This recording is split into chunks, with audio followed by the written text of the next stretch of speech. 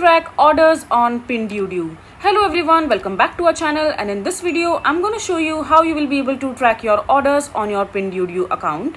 So first of all, just open your Pinduoduo mobile application in your mobile device, and if you don't have that, just simply download the application from the Google Play Store or App Store into your device, and after that just simply open the app and log into your account using your credentials. And once you are logged in into your account, just simply go to the profile icon from the bottom right corner of your mobile screen, and from there just go to the your order section that you can see on this page. Just simply tap on it, and over here on this particular page you will be able to see the list of the product or the order that you have made or purchased from the Pinduoduo account.